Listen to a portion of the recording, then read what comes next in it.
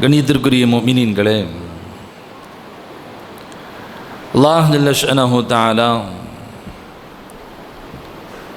அருமைநாயகம் ஸல்லல்லாஹு அலைஹி வஸல்லம் மன்னவர்களை கண்ணியப்படுத்தும் விதமாகவும் பல்வேறு இழப்புகளை சந்தித்திருந்த பெருமானார் ஸல்லல்லாஹு அலைஹி வஸல்லம் மன்னவர்களுக்கு ஆறுதலாகவும் மிஅராஜ் என்கிற ஒரு சிறந்த ஒரு பயணத்தை, உன்னதமான ஒரு பயணத்தை புனிதமான இந்த ரஜபினுடைய 27ஆம் இரவில்தான் அல்லாஹ் தன் ஹபீபை தன் பக்கம் அழைத்து கௌரவித்தான் என்பது பெரும்பாலான வரலாற்று ஆசிரியர்களுடைய கருத்து. அந்த அடிப்படையில்தான் ஒவ்வொரு வருடமும் ரஜப் பிறை 27 அன்று மிஅராஜினுடைய தினமாக உலகத்தின் பெரும் கொண்ட நாடுகள் அந்த இரவை நினைவு கூறுகின்றன.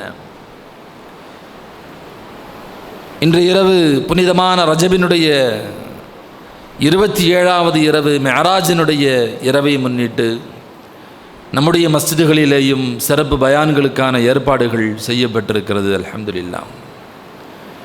கணியத்திற்குரிய முஃமினீன்களே, இந்த மிஅராஜினுடைய பின்னணியில் பல்வேறு செய்திகள் சிந்தித்து படிப்பினை பெறுவதற்கு இந்த மனித சமூகத்திற்கு கொட்டி கிடக்கிறது என்று சொன்னால் அது மிகையல்ல.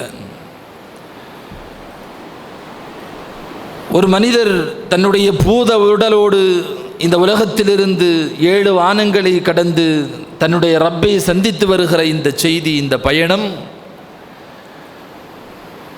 எதையும் கண்மூடித்தனமாக நம்புகிற உண்மையான முஃமின்களை தவிர்த்து வேறு யாருக்கும் இது நம்பகத்தனமான செய்தியாக இருக்க முடியாது. முஃமின்களுக்கு இதில் படிப்பினை பெறுவதற்கான செய்திகள் ஏராளம் உண்டு. பெருமானார் ஸல்லல்லாஹு அலைஹி வஸல்லம் அவர்கள் மிஅராஜினுடைய துவக்கத்தில் அவர்களுடைய நெஞ்சு பிளக்கப்பட்டு பெருமானாருடைய இதயம் சுத்தகரிக்கப்பட்டு சுத்தம் செய்யப்பட்டு மீண்டும் அதே இடத்தில் பொருத்தப்பட்டது முதற்கொண்டு ஸல்லல்லாஹு அலைஹி வஸல்லம் அவர்கள் எந்த பாயில் படுத்திருந்தார்களோ அதே அந்த பாய்க்கு மீண்டும் ஸல்லல்லாஹு அலைஹி வஸல்லம் வந்து சேருகிற வரை ஒவ்வொரு செய்தியிலேயும் நமக்கான பெரும் பெரும் பாடங்கள் காத்து கிடக்கிறது. மிஅராஜினுடைய பின்னணியில் இந்த உம்மத்து முதலாக விளங்கிக் கொள்ள வேண்டிய செய்தி, அல்லாஹ் நமக்கு தந்திருக்கிற இந்த மார்க்கம் இது அறிவை வைத்து யோசித்து சிந்தித்து பார்க்கக்கூடிய தத்துவம் அல்ல. இது எஜமானன் கட்டளையிட்டால் அதை ஆராயாமல், அதை பற்றி சிந்திக்காமல், அதை எப்படி செயல்படுத்த வேண்டும் என்பதை பற்றி மட்டுமே சிந்திக்கக்கூடிய ஒரு சமூகத்திற்கு பெரும் கொண்ட பாடம் இந்த மிஅராஜிலே இருக்கிறது. இந்த மார்க்கம் இருக்கிறது, இது அறிவை கொண்டு யோசித்து பார்க்கிற மார்க்கம் அல்ல. பொதுவாக சொல்லப்படுவதுண்டு, இஸ்லாம் அறிவுபூர்வமான மார்க்கம் என்று சொல்வார்கள். நிறைய அறிவியலுக்கு ஒத்து போகிறது, மாற்று கருத்தில்லை என்றாலும் யதார்த்தத்தில் இந்த மார்க்கம், இந்த ஷரீஅத் என்பது, இந்த இஸ்லாம் என்கிற இந்த வாழ்வியல் அறிவை வைத்து யோசித்து பார்க்கக்கூடிய தத்துவம் அல்ல. அது ஏராளமான சான்றுகள் உண்டு. அலி ரலியல்லாஹு அன்ஹு அவர்கள் சொல்லுவார்கள், இந்த மார்க்கம் மட்டும் அறிவை கொண்டு யோசித்து பார்க்கிற மார்க்கமாக இருந்திருந்தால், அறிவை கொண்டு உரசி பார்க்கிற மார்க்கமாக இருந்திருந்தால், காலுறைக்கு மசஹ் செய்கிற போது அழுக்காக கூடிய அடிப்பகுதித்தான் தடவப்பட வேண்டும், மசஹ் செய்யப்பட வேண்டும். ஆனால் ஸல்லல்லாஹு அலைஹி வஸல்லம் மன்னவர்கள் காலுறைக்கு மசஹ் செய்கிற போது அழுக்குப்படாத மேல்புறத்திலே பெருமானார் மசஹ் செய்வதை கொண்டு நான் புரிந்து கொண்டேன், இந்த மார்க்கம் அறிவை அடிப்படையாக வைத்து வந்த மார்க்கம் அல்ல. ஏராளமான அம்ரே தஅப்புதிகள் இந்த மார்க்கத்திலே இருக்கிறது. ஏன் எதற்கென்று கேள்விகள் இங்கே கேட்க முடியாது. அல்லாஹ் காபாவை சுற்றச் சொன்னான், எப்படி சுற்ற வேண்டும் என்று அதற்கான வழிமுறைகளை பற்றி சிந்திக்கலாமே ஒழிய ஏன் சுற்ற வேண்டும் என்கிற சிந்தனைக்கு இந்த சமூகம் செல்வதற்கான அதிகாரம் கொடுக்கப்படவில்லை. எப்படி சுற்ற வேண்டும், தவாஃப் எப்படி செய்ய வேண்டும், அந்த மசாயில்களை தெரிந்து கொள்ளலாமே ஒழிய ஏன் கல்லை நாங்கள் சுற்ற வேண்டும் என்று யாரும் கேள்வி கேட்டுவிட முடியாது. எதற்கு சஃபா மர்வாக்கடியில் சை போட வேண்டும்? எதற்கு ஷைத்தானுடைய கல்களுக்கு நாங்கள் கல்லெறிய வேண்டும்? ஏன் பஞ்சியினுடைய கரி எங்களுக்கு தடை செய்யப்பட்டிருக்கிறது? அதற்கு பின்னால் இருக்கிற அறிவிய காரணங்கள் என்ன? யோசித்து பார்ப்பதற்கு அனுமதி இல்லை. ஏராளமான செய்திகள், தயம்முனுடைய விஷயங்கள். ஒருவர் நன்றாக குளித்து பரிசுத்தமாய் நல்ல வாசனை திரவியங்களை எல்லாம் உடலிலே தேய்த்து கொண்டு சுத்தமாக பள்ளிக்குள்ளே வருகிறார். திடீர்னு ஒது முறிஞ்சிருச்சு. மார்க்கம் சொல்லுகிறது, தொழுகையை நிறைவேற்ற வேண்டும் என்றால் நீ ஒது செய்ய வேண்டும். அவருக்கு தண்ணி கிடைக்கலன்னா ஷரியத்து சொல்லுது, எங்காவது சுவற்றிலேயோ மணலிலேயோ தூசி இருக்கிற இடத்தில் போய் உன்னுடைய கைகளை நீ இப்படியெல்லாம் மடித்து உன் முகத்திலேயும் உன் கையிலேயும் நீ தடவிக்கொள்ள வேண்டும். அறிவுபூர்வமாக சிந்தித்தால் ஷரியத்து என்ன சொல்லி இருக்க வேண்டும்? இருக்கிற சுத்தத்தோடு நீ தொழுதுன்னு சொல்லி இருக்கணும். ஆனால் ஷரியத்து சொல்லுகிறது, நீ தயம்மம் செய்துதான் தொழுதாக வேண்டும். திடீர்னு கடமையான குளிப்பு குளிக்க வேண்டிய சூழலா? இருக்கிற சுத்தத்தோடு நீ தொழுக முடியாது. நீ மண்ணில் அடிக்க வேண்டும், சுவற்றில் அடிக்க வேண்டும். தயமும் நீ செய்து கொண்டதற்கு பின்னால் பிறகு நீ தொழுது கொள்ள வேண்டும் என்று ஷரியத்து சொல்லுவதின் வாயிலாக இந்த மார்க்கம் அறிவை கொண்டு உருவாக்கப்பட்டதல்ல. ஆனால் நிறைய விஷயங்கள் அறிவுக்கு ஒத்து போகலாம். ஏராளமான செய்திகள் ஆய்வு செய்கிற போது அறிவுக்கு ஒத்து போகிறது. அறிவுக்கு ஒத்து போனால் அல்ஹம்துலில்லாஹ். ஒருவேளை அறிவியலுக்கு இந்த மார்க்கம் ஒத்து போகாவிட்டால் அறிவியலை தூக்கி எறிந்துவிட்டு மார்க்கத்திற்கு முன்னுரிமை கொடுக்கப்பட வேண்டும் என்பதுதான் இந்த சமூகத்திற்கு சொல்லப்பட்டிருக்கிற ஈமான். இந்த சமூகத்திற்கு வலியுறுத்தப்பட்டிருக்கிற ஈமான் அதுதான்.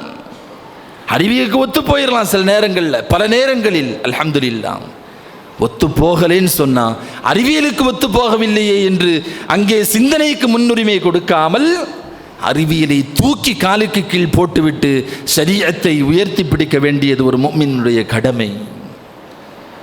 அதனால்தான் அலி ரலியல்லாஹு அன்ஹு அவர்கள் மிக தெளிவாக சொன்னார்கள், இந்த ஷரியத் அறிவை கொண்டு உருவாக்கப்பட்டதல்ல, அது முழுக்க முழுக்க அல்லாஹ்வினுடைய கட்டளைக்கு உட்பட்டது. எப்படி அல்லாஹ் சொல்லுகிறானோ அதை கொண்டு ஈமான் கொண்டாக வேண்டும். அல்லாஹ் என்ன சொல்கிறானோ அதை செய்தாக வேண்டும். அதை எப்படி செய்ய வேண்டும் என்று சிந்திக்கலாமே ஒழிய ஏன் செய்ய வேண்டும் என்று சிந்திப்பதற்கான அதிகாரமும் அந்த ஆற்றலும் இந்த சமூகத்திற்கு அல்லாஹ் அதற்கான உரிமையை வழங்கவில்லை என்பது ஒரு முஃமினுடைய முதல் தரமாக, முதல் கடமையாக அவன் யோசித்து வைத்துக் கொள்ள வேண்டும் என்பதை இந்த தருணத்திலே நாம் புரிந்து கொள்ள வேண்டும். கணியத்திற்குரிய முஃமினீன்களே, இந்த வரிசையில் தான் அருமைநாயகம் ஸல்லல்லாஹு அலைஹி வஸல்லம் அன்னவர்களுடைய விஷயத்திலே நடைபெற்ற மிஅராஜ், அதல்லாமல் ஏராளமான அற்புதங்கள் அனைத்தும் இந்த அல்லாஹ்வினுடைய ஆற்றலுக்குள்ளே தான் வருகிறது. சொல்லுவார்கள், மனிதனுடைய சிந்தனை எங்கே முடிவு பெறுகிறதோ, மனிதனுடைய அறிவு எங்கே முற்று பெறுகிறதோ அங்குதான் இறைவனுடைய ஆற்றலும் வஹையும் ஆரம்பமாகிறது என்று சொல்வார்கள். இந்த மனிதனுடைய சிந்தனை ஒரு கட்டத்திற்கு மேல் அவனால் சிந்திக்க முடியாது. குறைமதி கொடுக்கப்பட்ட இந்த மனிதன் அவனால் ஒரு கட்டத்திற்கு மேல் சிந்திக்க முடியாத இடத்தில் தான் அல்லாஹ் தன்னுடைய ஆற்றல்களை வல்லமைகளை அல்லாஹ் வெளிப்படுத்துகிறான். இஸ்லாமிய வரலாறு முழுக்க நாம் கேள்விப்படுகிற எல்லா அற்புதங்களும் இந்த கேட்டகரியை சேர்ந்தது, இந்த வகைகளை சேர்ந்தது. அங்கே சிந்திப்பதற்கு ஒன்றுமில்லை. பெருமானார் ஸல்லல்லாஹு அலைஹி வஸல்லம் அவர்கள் சொன்னார்களா? ஏற்றுக்கொள்ள வேண்டும். குர்ஆன் சொல்லுகிறதா? ஏற்றுக்கொள்ள வேண்டும். அதை தாண்டி இது எப்படி என்கிற அறிவியல் காரணங்களுக்கு பின்னால் நாம் ஓட ஆரம்பித்தோம் என்று சொன்னால் அவன் உண்மையான முஃமினாக ஈமான் கொண்டவனாக ஆக முடியாது என்று சொல்லுகிறது குர்ஆன். ஈமான் என்று சொன்னாலேயே மறைவான விஷயங்களை, கண்ணுக்கு புலப்படாத, அறிவுக்கு புலப்படாத விஷயங்களை கொண்டு நம்புறதுக்கு பேர் தான் ஈமான். இறை நம்பிக்கை என்று சொல்லுகிறோமே, வெறுமனே அல்லாஹ் என்பது மட்டுமல்ல, அவன் வாயிலாக நடைபெறுகிற எல்லா அற்புதங்களையும் நம்ப வேண்டும். அவன் தருகிற எல்லா செய்திகளையும் ஏற்றுக்கொள்ள வேண்டும். சில செய்திகள் நமக்கு புலப்படுவதற்கு அருகாமையில் இருக்கலாம், நெருக்கமாக இருக்கலாம். ஆனால் அதை பற்றி அல்லாஹ் வேறொன்றை சொல்லுகிறான் என்று சொன்னால் அதை ஏற்றுக்கொள்வதுதான் இந்த ஷரியத்தினுடைய அடிப்படை ஈமான். கபரை எத்தனை தடவை தோண்டி பார்த்தாலும் உள்ள தீ எரியாது, உள்ளே சொர்க்கத்தினுடைய சுகங்களை பார்க்க முடியாது, நல்லோர்களுடைய நல்ல நிலைகளை அங்கே காண முடியாது. நமக்கு நெருக்கமாக இருக்கிறது இந்த உலகத்தினுடைய இந்த கபறுகளும் இந்த நியதிகளும் தான். ஆனால் பெருமானார் ஸல்லல்லாஹு அலைஹி வஸல்லம் உள்ளே அதாபு நடந்து கொண்டிருக்கிறது என்று சொன்னால் அதை நம்ப வேண்டியதுதான் இந்த சமூகத்தினுடைய கடமை. ஈமான் என்று சொன்னால் அதுதான் மறைவான விஷயங்களை, அல் ஈமானு பில் கைப், மறைவான விஷயங்களை, கண்ணுக்கு புலப்படாத, சிந்தனைக்கு புலப்படாத விஷயங்களை நம்ப வேண்டும் என்பதுதான் ஈமான். கண்ணுக்கு தெரிஞ்சாதான் நான் நம்புவேன்னு சொன்னால் அதுக்கு பேர் ஈமான் அல்ல, அதுக்கு பேர் ஈமான் அல்ல. குர்ஆன் ஷரீஃப் சொல்லுகிறது, நாளை மறுமையினுடைய நெருக்கத்தில் மேற்கு புறத்திலிருந்து சூரியன் உதயமாகிவிட்டது என்று சொன்னால் அதற்கு பின்னால் யாருடைய ஈமானும் யாருடைய கலிமாவும் ஏற்றுக்கொள்ளப்படாது என்று குர்ஆன் சொல்லுகிறது. எந்த அடிப்படையில்? உலகம் தொடர்ந்து கிழக்கில் உதித்துத்தான் அனுபவப்பட்டிருக்கிறது, அறிவியலும் அப்படித்தான் சொல்லுகிறது. ஆனால் ஷரியத்து சொல்லுது, நிச்சயமாக ஒரு நாள் சுற்றி கொண்டிருக்கிற உலகம் பின்னோக்கி சுழலும், மேற்கில் மறைகிற சூரியன் மீண்டும் மேற்கிலிருந்து உதயமாகும். நம்புவதற்கு சிரமமாக இருக்கலாம், அறிவியல் காரணங்கள் ஒத்துப்போகாமல் இருக்கலாம், ஆனால் நீ நம்பித்தான் ஆக வேண்டும். அதுதான் ஈமான். நான் கண்ணில் பார்த்தாதான் நம்புவேன் சொன்னா ஒரு நாள் நிச்சயமாக சூரியன் மேற்கிலே உதிக்கும். உதித்ததற்கு பின்னால் ஒட்டுமொத்த உலகமும் அன்றைக்கு முஸ்லீமாக மாறும் என்றார்கள் ஸல்லல்லாஹு அலைஹி வஸல்லம் அவர்கள். உண்மையை உறக்க பார்த்தவுடன், நேரடியாக பார்த்தவுடன் அவர்கள் இஸ்லாம் தான் சத்திய மார்க்கம் என்று ஈமான் கொள்வார்கள். ஆனால் மறைவான விஷயங்கள் வெளிப்பட்டதற்கு பின்னால் அதை கொண்டு நம்பிக்கை கொள்ளப்படுவது ரப்பிடத்திலே ஏற்றுக்கொள்ளப்பட்ட விஷயம் அல்ல என்கிற காரணத்தினால் அல்லாஹ் அவர்களுடைய ஈமானை ஏற்றுக்கொள்ள மாட்டான் என்றார்கள் ஸல்லல்லாஹு அலைஹி வஸல்லம் அவர்கள். அவர்கள் முஸ்லீம்கள் அல்ல. எனவே ஈமான் என்பது மறைவாக எது இருக்கிறதோ, கண்ணுக்கு புலப்படாமல் எது இருக்கிறதோ அதை பற்றி ஒன்றை சொல்லப்பட்டது என்று சொன்னால் எந்த விதமான சிந்தனைகளுடைய உரசலும் இல்லாமல் அதை ஏற்றுக்கொள்ள வேண்டும். அதுதான் உண்மையான ஈமான். அருமைநாயகம் ஸல்லல்லாஹு அலைஹி வஸல்லம் அன்னவர்களுடைய மிஅராஜ் உட்பட அல்லாஹ் நடத்தி காட்டிய அனைத்து அற்புதங்களும் இந்த வகைகளை சார்ந்தது. நிறைய செய்திகள் உண்டு.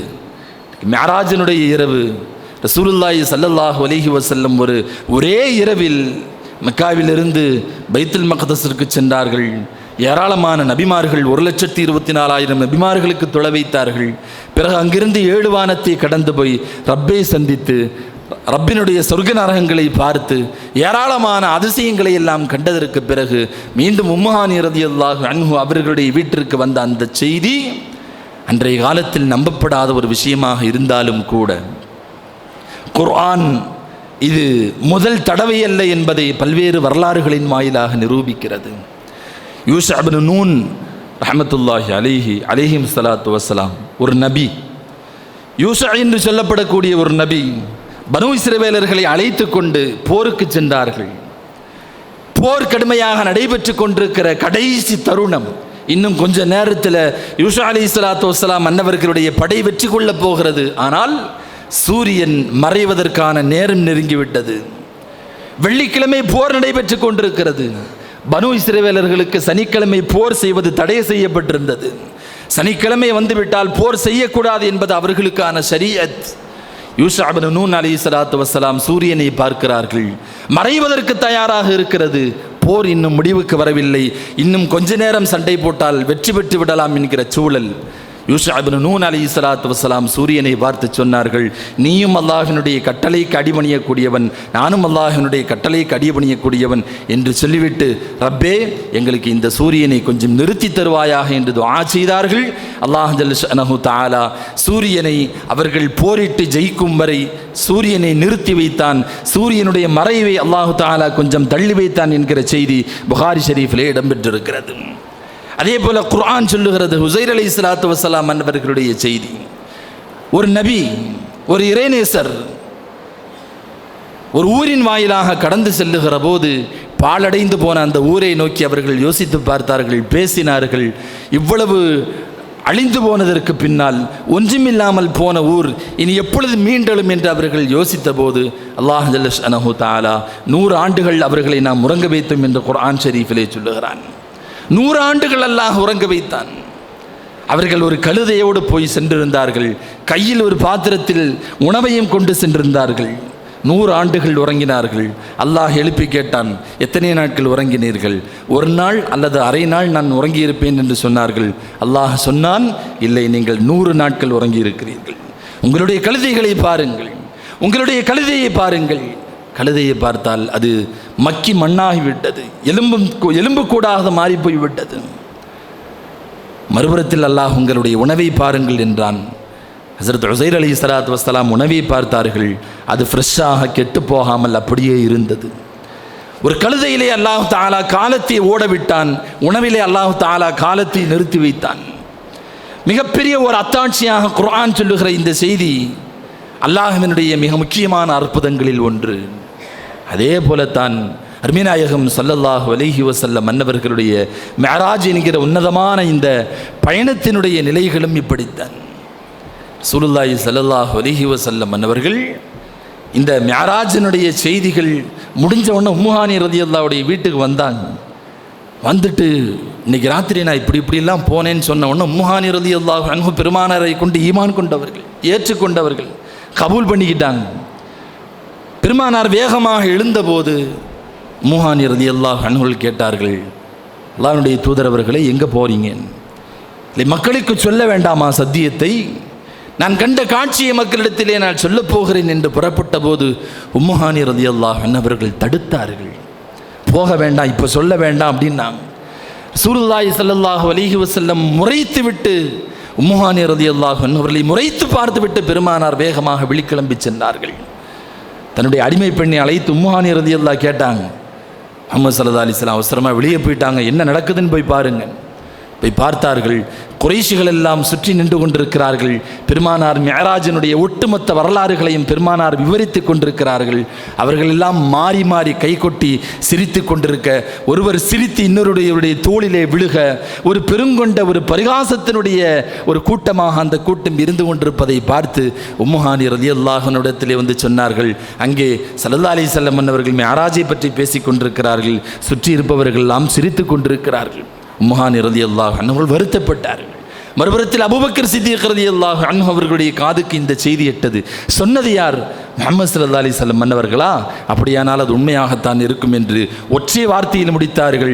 வானலோகத்திலிருந்து எப்பொழுதும் ஜிப்ரீல் வந்து கொண்டிருக்கிறார், வஹி வந்து கொண்டிருக்கிறது என்று சொல்லுகிற பெருமானார் ஸல்லல்லாஹு அலைஹி வஸல்லம் மன்னவர்கள் ஒரு முறை பூமியிலிருந்து வானத்திற்கு சென்று வருவது ஒன்றும் பெரிய விஷயமில்லையே என்று சர்வசாதாரணமாக அதை ஈமான் கொண்டவர்கள் ஹஸரத் சித்தீக் ரலியல்லாஹு அன்ஹு அவர்கள். ஆனால் காஃபிர்களிடமிருந்து அதன் மூலம் ஏற்பட்ட எதிர்வினை என்பது சாதாரணமானதல்ல. யோசித்து பார்க்கிறோம், இப்படி ஒரு செய்தியை தன்னை நம்பாதவர்களிடத்தில், தன்னை ஈமான் கொள்ளாதவர்களிடத்தில் ஸல்லல்லாஹு அலைஹி வஸல்லம் கொண்டு போய் வைக்கிறாங்கன்னு சொன்னால் எப்பேற்பட்ட ஒரு சூழலை, ஒரு மன அழுத்தத்தை பெருமானார் ஸல்லல்லாஹு அலைஹி வஸல்லம் மன்னவர்களுக்கு அது உருவாக்கி இருக்கும். மறுபுறத்தில் அதை அப்படியே ஏற்றுக்கொண்ட சஹாபாக்களுடைய ஈமான் எவ்வளவு கனமானதாக இருந்திருக்கும். கண்ணியத்திற்குரியவர்களே, இன்றைக்கு உலகம் அதற்கான சாத்தியக்கூறுகளின் வாசல்களை கொஞ்சம் கொஞ்சமாக திறந்து வைத்துக் கொண்டிருக்கிறது.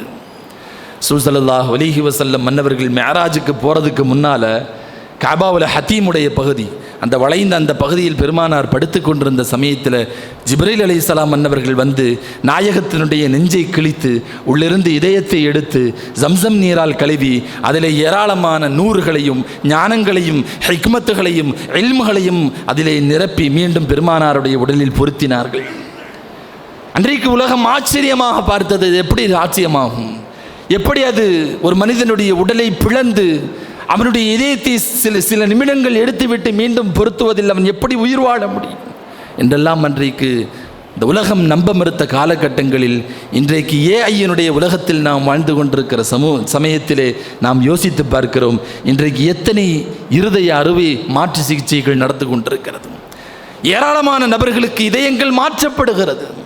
1967 கிறிஸ்டியன் என்று சொல்லப்படக்கூடிய ஒரு மருத்துவரால் துவங்கப்பட்ட இதய மாற்று அறுவை சிகிச்சை என்பது இன்றைக்கு பல்லாயிரக்கணக்கான பல லட்சக்கணக்கிலே அது மாதிரியான அறுவை சிகிச்சைகள் தொடர்ந்து நடந்து கொண்டிருப்பது ஸல்லல்லாஹு அலைஹி வஸல்லம் மன்னவர்களுக்கு நடந்திருப்பதும் ஒரு தெய்வீக ஆற்றல் தான் என்பதை இன்றைக்கு உலகத்தை நம்ப வைத்து கொண்டிருக்கிறது. அதே போல ஸல்லல்லாஹு அலைஹி வஸல்லம் மன்னவர்கள் புராக்கினுடைய வாகனத்திலே பயணித்தார்கள். மிஅராஜ் ரெண்டாவது விஷயம். ஸல்லல்லாஹு அலைஹி வஸல்லம் பைத்துல் மக்தஸில் இருந்து வானத்துக்கு போனாங்க, அல்லாஹ்வை சந்தித்தார்கள் என்ற இடத்திற்கு காஃபிர்கள் வரவில்லை. மக்கத்து முஷ்ரிக்கீன்கள் அந்த இடத்திற்கு வரவில்லை. அவர்களுடைய முதல் கேள்வி, ஒரே ராத்திரியில் மக்காவில் இருந்து பலஸ்தீன் ஜெருசலத்திற்கு நீங்கள் எப்படி சென்றீர்கள்? நாங்கள் போகிறதுக்கு பல மாசமாகும், பல வாரங்கள் ஆகும். அப்படி இருக்க ஒரே இரவில் இந்த இஸ்ராவினுடைய நிகழ்ச்சி எப்படி நடந்தது? மக்கால இருந்து பைத்துல் மக்தஸ் வரைக்கும் பெருமானார் போன நிகழ்ச்சிக்கு இஸ்ரா என்று பெயர். அங்கிருந்து வானத்திற்கு போனதுக்கு மிஅராஜ் என்று பெயர். மிஅராஜ் என்பது இரண்டாம் தரம். மக்கத்து முஷ்ரிக்கீன்கள் இஸ்ராவை கூட ஏற்றுக்கொள்ளவில்லை, கைகுட்டி சிரித்தார்கள். அவர்களால் அவர்களுடைய மனங்கள் ஏற்றுக்கொள்ள மறுத்தது. ஆனால் இன்றைக்கு இருக்கிற உலகம் ஸல்லல்லாஹு அலைஹி வஸல்லம் ஏன் அப்படி ஒரு வேகத்தில் புராக்கிலே போயிருக்க முடியாது என்று இன்றைக்கு உலகத்தை யோசித்து வைத்துக் கொண்டிருக்கிறது என்னுடைய உலகம். ஏராளமான தொழில்நுட்பங்கள் வளர்ந்துவிட்ட இந்த காலகட்டத்தில் மனிதன் ஒலியை விட மிக வேகமாக போகக்கூடிய ஏவுகணைகளை படைத்து விட்டான். சூப்பர் சோனிக், ஹைப்பர் சோனிக் என்று சொல்லப்படக்கூடிய ஏராளமான ஆயுதங்கள் எல்லாம் வந்துவிட்ட இந்த காலகட்டத்தில் ஒரு மணி நேரத்திற்கு பல லட்சம் கிலோமீட்டர்கள் பயணிக்கக்கூடிய ராக்கெட்டுகளையும் விண்கலன்களையும் தயாரித்துவிட்ட இந்த காலகட்டத்தில் ஸல்லல்லாஹு அலைஹி வஸல்லம் அவர்கள் மக்காவிலிருந்து பைத்துல் மக்தஸிற்கு சில 1000 கிலோமீட்டர்களை ஒரு இரவில் கடந்தது பெரிய விஷயம் அல்ல என்கிற முடிவிற்கு இன்றைக்கு உலகம் வந்திருக்கிறது. கணியத்திற்குரியவர்களை ஒவ்வொன்றாக நாம் யோசித்து பார்க்கிறோம். அப்பேற்பட்ட ஒரு புராக்கினுடைய வாகனம் அவ்வளவு வேகத்தில் செல்ல முடியுமா என்று யோசித்தார்கள்.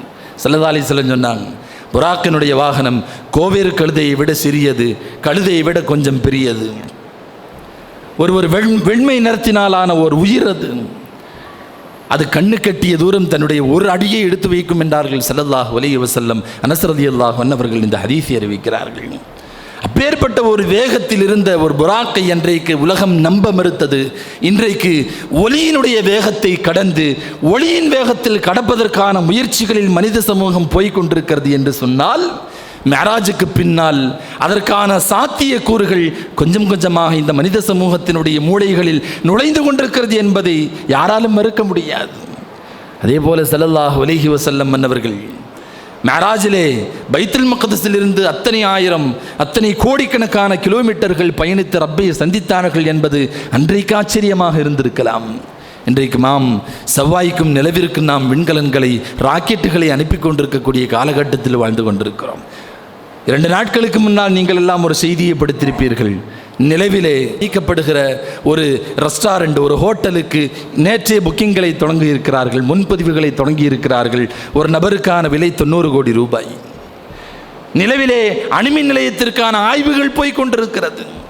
செவ்வாய்க்கு மனிதர்களை அனுப்புவதற்கான ஆய்வுகள் போய்கொண்டிருக்கிறது.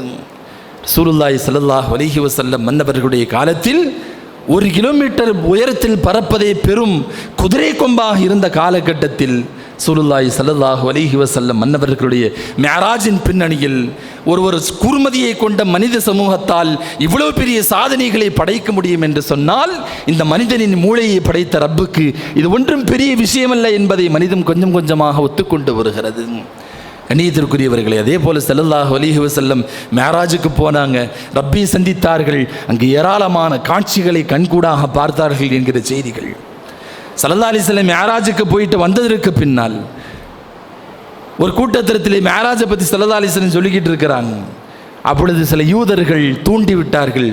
பைத்துல் மக்தஸுக்கு போனாருன்னு சொல்கிறாங்கல்ல, அங்கே எத்தனை தூண் இருக்குதுன்னு சொல்லுங்க, அங்கே எத்தனை தூண்கள் இருக்கிறது, நாயகத்தை சொல்லுங்கள், இப்பொழுது மாட்டிக்கொள்வார் என்று பேசினார்கள். வரலாறிலேயே வருகிறது, பெருமானார் ஸல்லல்லாஹு அலைஹி வஸல்லம் மன்னவர்களுக்கு அல்லாஹ் பைத்துல் மக்தஸை கண்ணுக்கு முன்னால் நேரடியாக அதன் தூண்களை கொண்டு வந்து காட்டினான். ஸல்லல்லாஹு அலைஹி வஸல்லம் ஒவ்வொரு தூணாக எண்ணி சொன்னார்கள். அதனுடைய ஜன்னல்களும் வாசல்களும் இருக்கிற ஒவ்வொரு இடத்தையும் பெருமானார் துல்லியமாக அறிவித்தார்கள். அன்றைக்கு நம்ப மறுத்த உலகம் இன்றைக்கு விஷுவல் ரியாலிட்டி என்று சொல்லப்படக்கூடிய VR போன்ற தொழில்நுட்பங்களின் வாயிலாக தன்னால் போக முடியாத உலகத்தை கண்ணுக்கு முன்னால் பார்த்து கொண்டிருக்கிறார்கள்.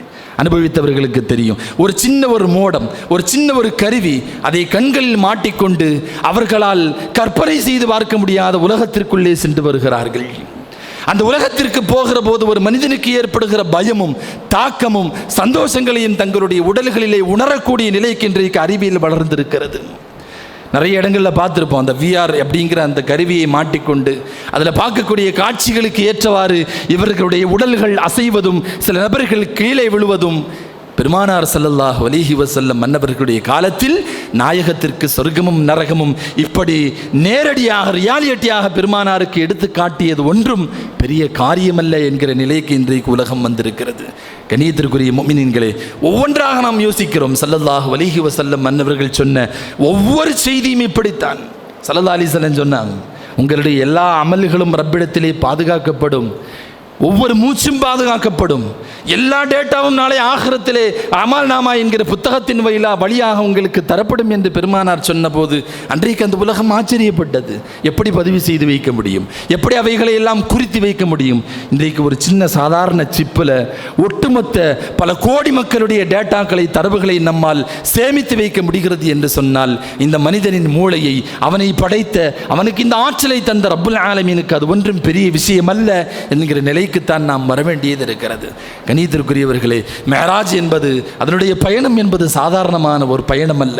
பெருமானாருடைய மேராஜுக்கும் இன்றைக்கு வளர்ந்திருக்கிற AI தொழில்நுட்பத்திற்குமான இடைவெளிங்கிறது ஒரு சின்ன நூலிலை, ஒரு சின்ன நூலிலை.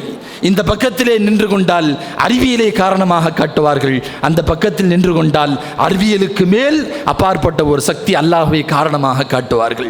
உலகத்தினுடைய எந்த ஒரு விஞ்ஞானியும் அறிவியலுக்கு நிச்சயமாக ஒரு காரணம் கற்பிப்பான். ஏன் மழை பெய்யுது, இதனால பெய்யுது, அது ஏன் வந்துச்சு, அதனால வந்துச்சு, அது ஏன் வந்துச்சு, அதனால என்றெல்லாம் காரணங்களை சொல்லி சொல்லி கடைசியாக விடை தெரியாத ஒரு இடத்திலே போய் நின்று கொண்டு அது எப்படி என்று கேட்டால் அது இயற்கை என்று முடித்து விடுவார்கள். நாம் தான் அது அல்லாஹ் என்று நாம் முடிக்கிறோம். ஒரு முஃமினுக்கு அல்லாஹ் ஜல்ல ஷஅனஹு தஆலா தந்திருக்கிற ஒரு பெரிய பாக்கியம் எவ்வளவு பெரிய ஒரு அற்புதமாக இருந்தாலும், கண்களுக்கும் சிந்தனைக்கும் புலப்படாத காரியமாக இருந்தாலும், ரப்பிடத்திலிருந்து, ரப்பினுடைய தூதரிடத்திலிருந்து வருகிறது என்று சொன்னால் அதை கண்மூடித்தனமாக ஏற்றுக்கொள்ளக்கூடிய அந்த ஈமானுக்கு சொந்தக்காரர்களாக நாம் இருப்பது என்பது பெரிய பாக்கியம்.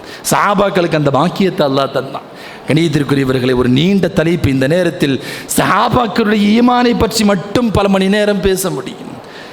எப்பேற்பட்ட ஒரு சூழலில் சஹாபாக்கள் எல்லாம் அடிக்கப்பட்டு கொண்டிருக்கிறார்கள், சஹாபாக்கள் எல்லாம் ஈமானை ஏற்றுக்கொண்டதற்காக கொலை செய்யப்பட்டு கொண்டிருக்கிற ஒரு காலகட்டத்தில் ஒரு மனிதர், நான் நேற்று ராத்திரி திடீர்னு பைத்துல் மக்தஸ் வரைக்கும் மக்காவிலிருந்து ஒரே ராத்திரியில் போய் அங்கே 1,24,000 நபிமார்களுக்கு தொலை வச்சுட்டு அங்கிருந்து 7 வானத்திற்கு போய் சிதறத்துல் முன்தஹாவுக்கு வரைக்கும் போய் அல்லாஹ்வை நெருங்கி திரைக்கு பின்னால் உரையாடி சொர்க்க நரகங்களை எல்லாம் பார்த்துவிட்டு சில பரிசுகளையும் கௌரவ பட்டங்களையும் வாங்கிவிட்டு மீண்டும் பெருமானார் ஸல்லல்லாஹு அலைஹி வஸல்லம் மன்னவர்கள் உம்மு ஹானி ரலியல்லாஹு அன்ஹாவுடைய வீட்டிற்கு வருகிற வரைக்கும் ஸல்லல்லாஹு அலைஹி வஸல்லம் மன்னவர்கள் பூட்டிவிட்டு போன அந்த பூட்டு ஆடி முடிப்பதற்குள் இவை அனைத்தும் நடந்தேறிவிட்டது என்று ஸல்லல்லாஹு அலைஹி வஸல்லம் மன்னவர்கள் ஒரு செய்தியை சொல்லி கொண்டிருக்கிற போது சஹாபாக்களுடைய மனோநிலை எப்படி இருக்கும் என்பதை நாம் யோசித்து பார்க்க வேண்டும்.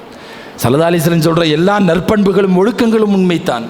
ஆனால் ஒரு மனிதனுடைய சிந்தனைக்கு எட்டாத இப்படியெல்லாம் நடக்குமான யோசித்து பார்க்கக்கூடிய காலகட்டத்தில் சஹாபாக்களுக்கு முன்னால் சத்தியத்தை பெருமானார் எடுத்து வைக்கிற போது கண்மூடித்தனமாக, இந்த வார்த்தையை விட ஒரு உயர்ந்த வார்த்தையை சொல்ல முடியாது, கண்மூடித்தனமாக பெருமானார் ஸல்லல்லாஹு அலைஹி வஸல்லம் மன்னவர்களை சஹாபாக்கள் ஏற்றுக்கொண்டார்கள். அதனால தான் ஸல்லல்லாஹு அலைஹி வஸல்லம் சொல்கிறாங்க, என்னுடைய சஹாபாக்கள் ஒரு கைப்பிடி கோதுமை சதக்கா செய்த அளவிற்கு நீங்கள் உஹது மலையினுடைய தங்கத்தை நீங்கள் சதக்கா செய்தாலும் அந்த நன்மையை அடைஞ்சிக்க முடியாதுன்னு சொல்கிறதுக்கான காரணம் என்ன?